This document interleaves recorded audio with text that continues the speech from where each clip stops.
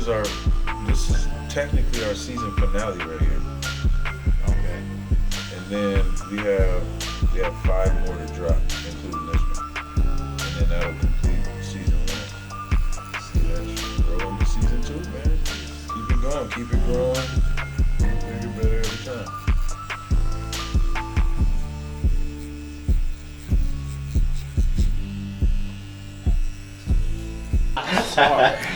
What up, world, and welcome back to another episode of the Hot Seat Podcast. I'm your host, Trees Trims, and today we're in the building with entrepreneur, tattoo artist, CEO, and founder of Artillery Inc.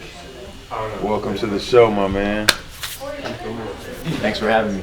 With that being said, I forgot. His name's Jerrick Allen. You probably already know that, though. So shout out to him, man. We appreciate you having us here today. And I'm looking forward to this tattoo style interview. We're trying to do something outside the box once again. So let's get it, man. Let's get it. First question on the show is normally, who are you? So let's give the people a little bit about your background. Tell them who you are and where you come from. You know? All right. My name's Jerrick Allen. I've been here for about 15 years in Temecula, Marietta area. I'm originally from Oceanside.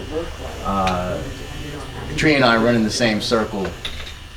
We've seen each other come up doing what he's passionate about and what I'm passionate about as well.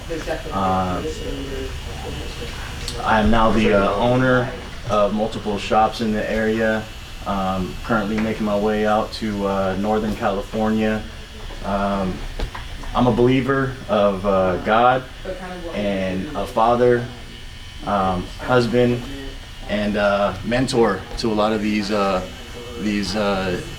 upcoming artists. Yes, sir. Yes, sir. I love it. All right, man. So as we start this process of this tattoo, man, tell me how you got into being an artist. I know you didn't just pick up a tattoo gun and start putting permanent ink on people. So where did the love for art or your passion for art begin? I mean, shoot, it's a loaded question, but I'll tell you how. Let me see. So I first started drawing patterns for friends. So they would get the tattoo done. And they'd come back and show me the artwork that I put on, or that I drew on paper for them to get on their skin. Oh, wow. Right.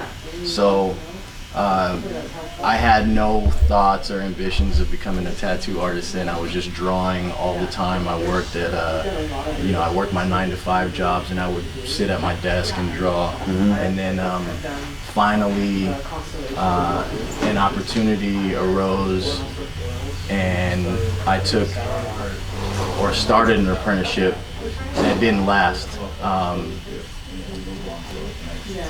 I was probably in there maybe 4 or 5 times. And things happened along the way. I had to stop, and then I ended up learning how to tattoo basically off of, YouTube. Wow. Just looking things up, just trying to find material anywhere and everywhere.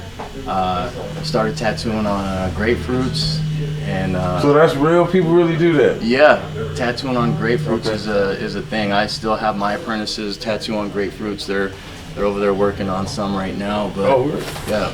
No. Yeah, there's nothing like tattooing on skin, but if you're gonna tattoo on something, and a grapefruit is a good material because you can tear the skin up. It's hard to position or keep your hand steady on the surface. It's round, so that's what I started doing. Friends started coming over, and started practicing on them, and then that all just snowballed into where I'm at now. I started in my parents' garage, and then to multiple shops now. Wow. So like if I'm a young artist that wants to become a tattoo artist, like what was the process of you obtaining your actual license and all of that? How did that work? So basically what you would call me back then in the industry would be called a scratcher. So I was scratching away on people's skin, you know, practicing on them. And once I got good enough, I started building a portfolio, and I started going into shops to see if I could get a spot. Okay. Fortunately, I knew someone who just opened up their own shop, and they gave me the opportunity there. That in itself was a blessing because I got to see how other artists worked. Yeah. Instead of just being confined into in the garage and not being able to see how other artists work. So that was it. Once I started doing it the proper way, then I had to go get, you know, certified through OSHA, take my bloodborne pathogens, and that was it. Okay. So, yeah. Okay. That's what's up, man. That's what's up. You ready to get this? Yeah, this needle to the skin? Let's go, man. I ain't scared. Let's go. Trey was trying to put it on his knee, but I told him, you know, the knee might be a little excessive right now. Not trying to see Tree cry on camera. So I had to politely decline on the kneecap for So now. we put it right above. Yes, sir. Yes, sir. Well, yeah, we're doing 81 to represent the year. The year I was born, baby. It was a good year right there. Not feel too bad. Not too bad. Not too bad. But I got a long way to go. I ain't gonna squeak too soon.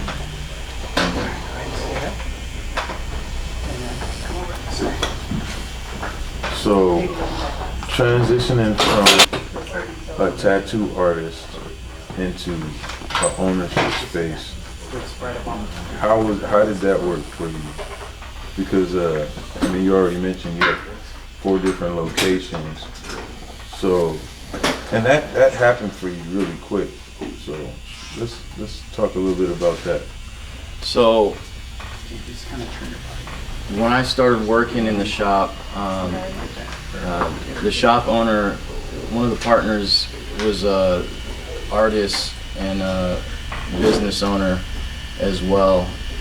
He was very helpful. He kind of gave me some ins and outs of the business. I also paid attention to, you know, how the business was ran. So once I figured out, you know, how to do it, I started apprenticing. Okay. I knew I wanted to open up my own shop eventually, and I also like to teach. So,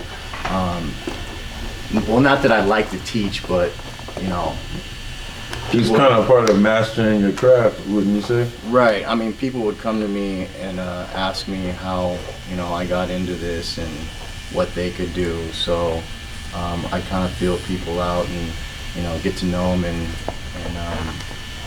go from there. So I started apprenticing, you know, earlier in my career with the goals of eventually opening up my own spot.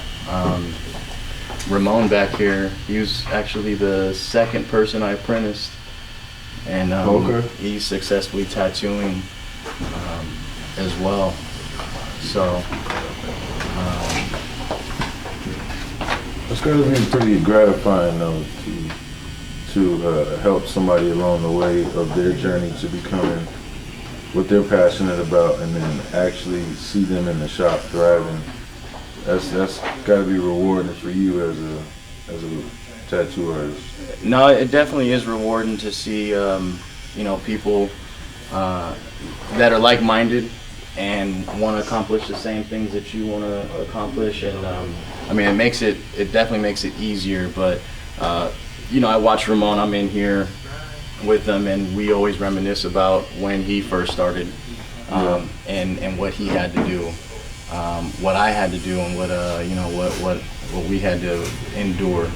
So yeah, definitely definitely is gratifying to see people come in, you know, working at Home Depot or doing drywall and hating their jobs, and then coming in here and smiling and, you know, being excited to come to work. Right.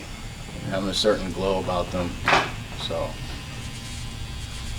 Well, now that you're talking about the road and the kind of the journey, it takes me back to some of the different spots I got tatted from you. I've been Fallbrook.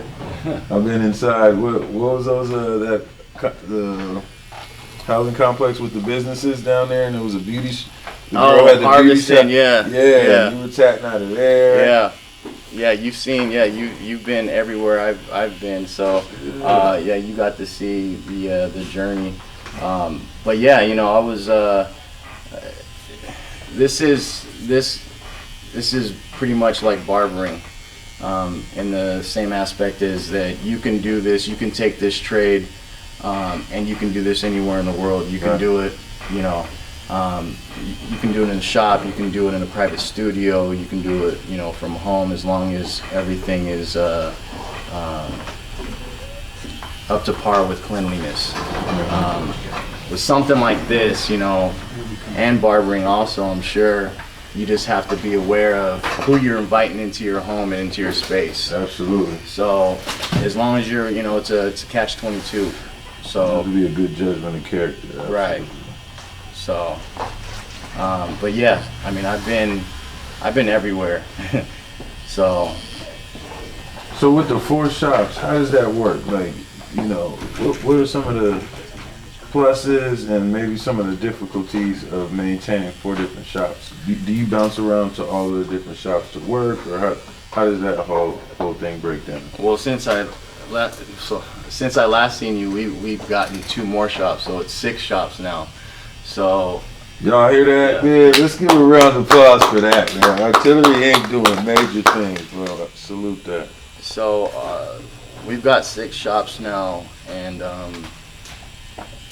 you know, that I have to give a lot of that, a lot of kudos to my wife, because you don't ever see her, but she's behind the scenes, answering phone calls and making everything work. Salute to Keisha. Yes. If you ever got an appointment with Jerrick, you had to talk to her.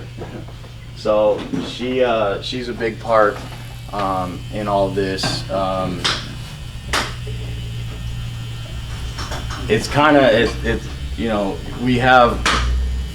we're dealing with 60 or more people. Right. So we're dealing with a lot of different personalities. Sometimes it could feel like we're running daycares. We have, you know, artists who are professional that come in and just want to work. Then you have artists who, you know, they want to be the shop, you know, class clown or whatever. Some people just like the drama, but you know, at the end of the day, we get all the brunt of the phone calls, and you know, not to mention all the things that happen at home with the kids and things like that. Right. So it's definitely rewarding, but it is a lot of work. Not, you know, and it's hard to be able to leave that at the door, because when I come in here, you know, who cares what's happening at the other shops and what drama's happening over there, what drama's happening over here. When you come in, you're expecting clean work. Right. So it's definitely a juggling act, but you know, I only feel like that's only possible as well because, you know, who I believe in. You know, I believe in Jesus Christ, and I believe that, you know, He's never going to put too much on my plate to where I can't manage. So 6 shops now, man. That's crazy. That's insane. Well, what's the goal, man? How many shops you gonna have, and where are the 2 new locations at? So the new location is in Long Beach. Okay. That one is being opened as we speak. The last one was in Fallbrook. Okay. So now I'm just at the point where I'm just partnering up. with some of the artists that I've apprenticed. Wow. People who want to accomplish the same goals and have the same aspirations as I do. So a lot of these people now don't have the tools to be able to do this on their own. So the resources. the resources. So they'll come to me and they'll ask me, how'd you do this? And I'd like to, get something like this going. So we'll partner up and I just basically just teach them the ins and outs of the business.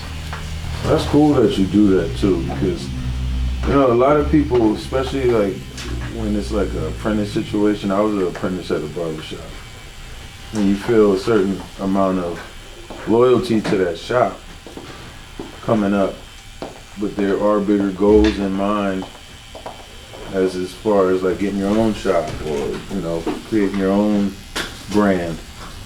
And the fact that you're actually not only saluting that but helping them along the way is something I could commend, man. So I salute you for that, bro. That's actually dope. Yeah, it's I don't know, a lot of people scoff at other people who are trying to do good or want to do, good for themselves or get a piece of the pie. There's enough to go around, and I feel like it's I just feel like it works out in both of our favors. Right. You scratch my back, I scratch yours. Right. And I just feel like that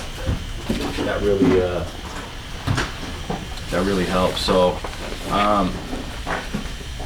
there are a lot of things that people don't see or hear about, but when you're doing these kind of things also, I'm sure you hear the talk in the back about how you can't do this or why you shouldn't do this, or your typical haters or your people who are there to want to see you fail. Yeah. I mean, a lot of times when people see you doing things that they don't feel is possible for them, they want to maybe discourage you or, throw you off your track. Oh, that's the dude right there from Fallbrook right there, huh? Yeah. So he here too? Yep, he's here too. That's what's up. Yeah, but people want to knock you off that game when you have goals that are a little bit bigger than their thought process. So I think that's word to the wise right there. Never let someone tell you what you can't do. No, because if that was the case, we would have been I wouldn't have been at one shop, but just because. You might have still been, you ain't no telling. Well, what up?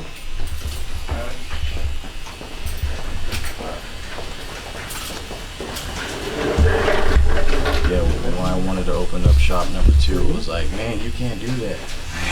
He's like, what? Watch me. You can't open up a shop this quick. I think that was crazy too, because in the midst of the pandemic, a lot of businesses struggled, and even throughout that, you were still able to continue to expand. So, talk to me a little bit about that. Like, what changed for you guys as tattoo artists? Because I know we went through a lot, me being a barber, and just the world, whatever they were doing was changed. So for you guys, like, what was some of the struggles and stuff you dealt with then? And how'd you maintain and just like keep opening shops? That right there was that was stressful for a lot of us, especially contractors and business owners. I went through my little stage of depression for the 2 months because I didn't know what was happening. All I knew was I had 4 overheads that I had to pay for, and no money coming in. Mm-hmm. So just being smart with the money, just being smart with the resources you have, just having that emergency money there. Yeah. As a business owner, I lost a lot of money, in those 3 or 4 months. But at the end of the day, we have to do what's right for ourselves and our family. So when the governor announced that he was shutting everything down, the first thing we did was we came in here, grabbed all our things, and artists started taking their things home. And as a shop owner, that's kind of a helpless feeling. I mean, like, for everybody, because you don't have a solution yourself, you don't have a solution for them. Everybody's in the same boat at that point. Right. I mean, you don't want to discourage anybody from trying to feed their family. So I knew, hey, I have some of the resources here. I have some of the equipment. If you guys need anything, grab what you need, and just do your thing at home until we figure this out. So, a lot of artists sat for a little bit and tried to figure things out, and then, once we can see a little bit of where things were going and how things were transpiring, then, they started slowly tattooing. We did lose artists when we came back because, a lot of artists get comfortable being at home, and that's not anything that I want to try to discourage. You know what I mean? If you want to be here, then shoot, you'll be here. If not, then hey, good luck to you, and we can still definitely be cool. But yeah,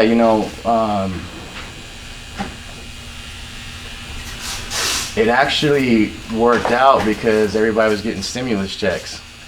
So people would still want to spend money. It was like tax season on steroids. Right. So people were getting, money, and they didn't have anywhere to spend it. So bored, like, let me go get some tats. Yeah, once I found that out, we started boarding up windows and you had to go into survival mode. We went into survival mode, so we had people coming in through the back door and things like that. So, because I went on a run, man. I was doing house calls for a minute, and then from there the shop opened up. I went back and closed again, and I was like, oh no, I gotta figure something else out. It's a helpless feeling. Yeah, it is. But yeah, we ended up, like you were saying earlier, we ended up opening up, I ended up partnering with someone who was struggling and was ready to throw in the towel, and they knew that I had 4 other shops, so they reached out to me and we worked something out, and now we've partnered on that shop, and now opening up the one in Long Beach. So Long Beach, stay tuned. So when is that one opening up, or is it already operating?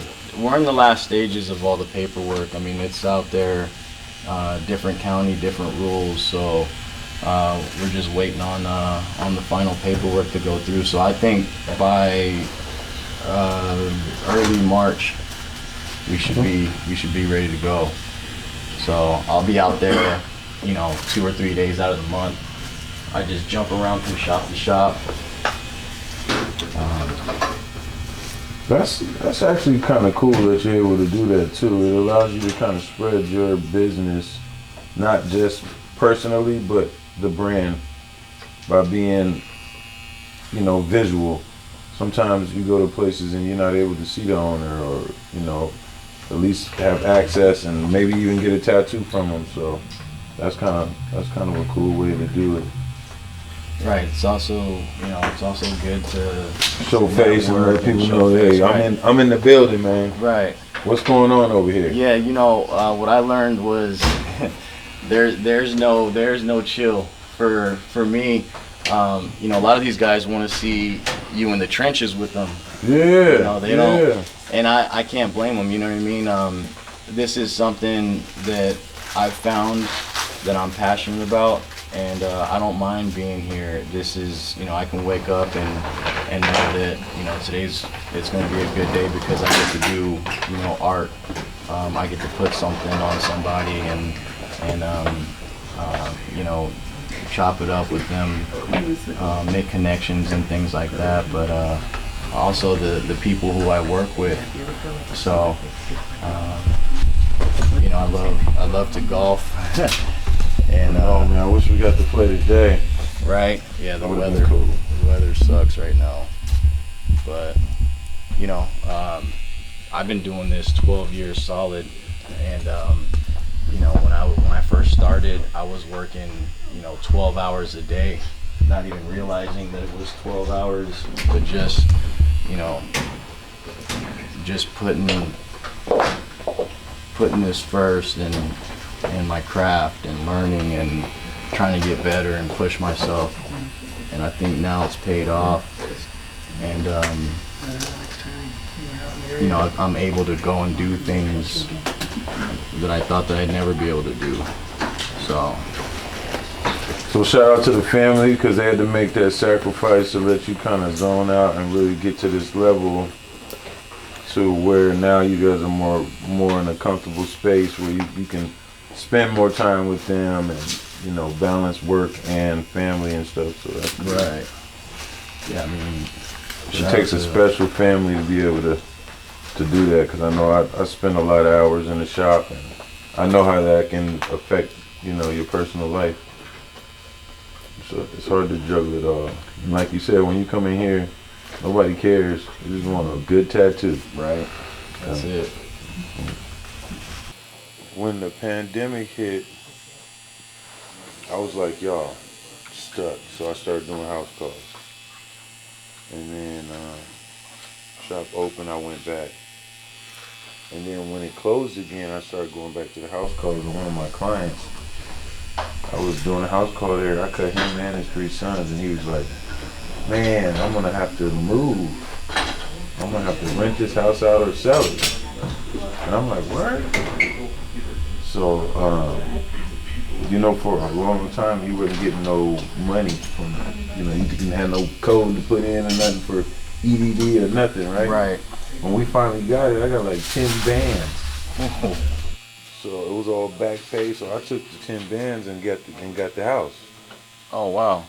And then I set up the shop in my garage. That 3-car garage. It's walled off. It has a door entrance. I got epoxy floors, full mirror, barber chairs, station, everything. There you go. And I started working from home, man.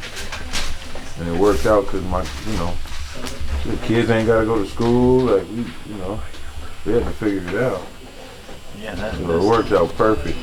As soon as I did it, the conversations that I was having in there, because it was private, started making me thinking like, oh, this would be a dope podcast, you know what I'm saying? Oh, okay. Because everybody was able to open up and tell me like what they do, what they really do, how they really feel, what's going on, you know what I mean? You couldn't get that being at a shop. At the shop, more or less, you get it, but people were not able to, you don't connect with the client when it's a private thing, like right, when you're in there, you kind of spectating and seeing what's going on around you. Yeah, you just sitting there talking to one person, focused on one person, and it works. Just because of, you know, at the time it was the pandemic, bro. I mean, it still is the pandemic, and people were really appreciating that privacy. So it worked out. But yeah, I started saying like, oh, I should just start doing a podcast. It was already called the Hot Seat Barber Lounge, but I felt like when I put people in the seat and ask them questions, they are in the hot seat, literally, you know what I mean? Right. So that would be a great way to share some of the cool things that all my friends are doing. It's like only your people know what you're doing. Not all of my people know what you're doing. Right. So why not? Why shouldn't they? Now, I see like little snippets, so you show those snippets and then everything else is on like YouTube or like the... So for the week of the rollout, we'll do a few clips, you know, post-wise and real-wise, and we'll also, before we leave, get you to do a couple drops just saying, hey, it's Jerrick Allen, you know, founder of Artillery Inc. Stay tuned for my episode of the Hot Seat Podcast. And we'll use stuff like that the week that we're dropping your episode. Okay. To promote it, you know what I mean? And then if you got Facebook and all that different stuff, you just add it to your stuff too and just share it that same week and it goes up.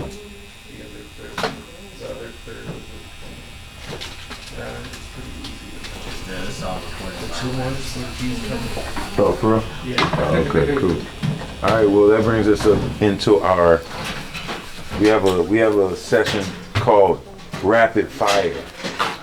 Rapid Fire is basically, I'm gonna ask you one or the other, and you gotta pick one, if that makes sense. Okay. It's gonna be one thing or another thing, and you gotta tell me which one. If you want to elaborate on why, that's cool too. So my first one is drawing or tattooing. Shoot. It ain't the same thing, people. It's I know not they're the like, same oh, thing. that's the same thing. No, it ain't. I would say tattooing. Tattooing? Yeah. Okay. Can I get a why? I don't know. Tattooing is like more like go time for me. Like I can draw at home, and it's not the same. Like Because this is permanent. this is You know, permanent. yeah. This is it. This Yeah, is okay. this is it. So drawing's like practice, and this is like the real game. Right. Like I can erase. I can do all that stuff. I mean, granted, drawing is something I can do anywhere, at any time.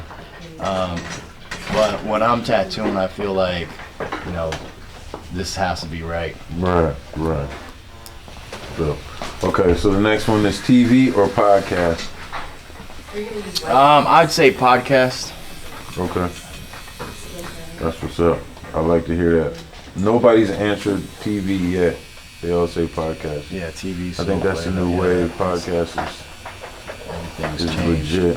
right? Tacos or pizza? Shit. Tacos. Tacos? Tacos. Okay. Good answer. Stop acting like you don't. North County or the IE? they know I had tacos 4 days in a row. North County or IE? Damn, that's a tough one. Shoot. Yeah, you got a lot of business ties up this way. You built a nice name for yourself. But Yeah, you know what? This is where I reside now. I love the IE. I love Temecula and what it's done for me and my family. Granted, I'm from Oceanside. they're going to get you for this, too. They're going to get you for this. But hey, you know what? I did a lot of my running around and getting in trouble and things like that in Oceanside, and now it's family time. This is the second half of my life. This is growth. That's it. I respect that. Last one, hip hop or R&B? Oh man, I'm a Cancer, so I gotta go with R&B, Doug. Who's some of your favorite R&B artists right now? Right now, shoot. I mean, I'm not really messing with the right now artists. You still know what I mean? Yeah. Okay. I'm back when it was like 112 and Jodeci, and Jagged Edge, and all them cats. Yeah. So, but I mean, basically now, I actually just put all that stuff away too. I just listen to more like Christian hip hop or R&B and stuff like that. So like people like Lecrae or what? Lecrae, yeah, Tadashi. Okay. That's what's up, man. What's up? All right, man. Well, so we rolling into the wrap-up segment, man. So with the wrap-up segment, first thing I want to do is make sure that everybody listening, everybody viewing, can keep in touch with you. Whether it's somebody that just loves what you're doing, wants to support the page, whether they need a tattoo, or they're looking to become a tattoo artist, give me info and how they can stay connected with you. You can hit me up on Instagram, Jerrick Allen, JerrickAllen, and shoot me a DM. I'd love to answer any questions that anybody has. I've been doing it for 10 years now. Yeah. And I built solid business off of just being humble and being good to people. Staying consistent with your work too. You definitely are getting better and better every time I came back. Yes, thank you. I really respect that. When people say, where should I get a tattoo? I always telling you, so I I'm glad that you were able to be a part of the show today. So y'all got that. We will be providing those links below, to the side, up, above. One of them, they'll be there. Please make sure you're following the hotseat.co on Instagram. That link will be provided as well. If you see this episode or any episode, make sure to like, share, and subscribe. We appreciate all of that. If you do subscribe, make sure that it's public, because we like to shout out 3 subscribers every week. So with that being said, we appreciate you tuning in. Again, this is the Hot Seat Podcast. I'm your host, Trees Trims. This is Jerrick Allen, the infamous owner of 6 shops in a matter of what? How many years? It's been about 5 years. It's possible, people. You gotta work hard though, man. So make sure y'all go follow this man. If you need some nice ink, tap in with Artillery Ink. Not only Jerrick is here, but he has a great group behind me that's doing work too. So come check him out. Thanks for listening. Peace.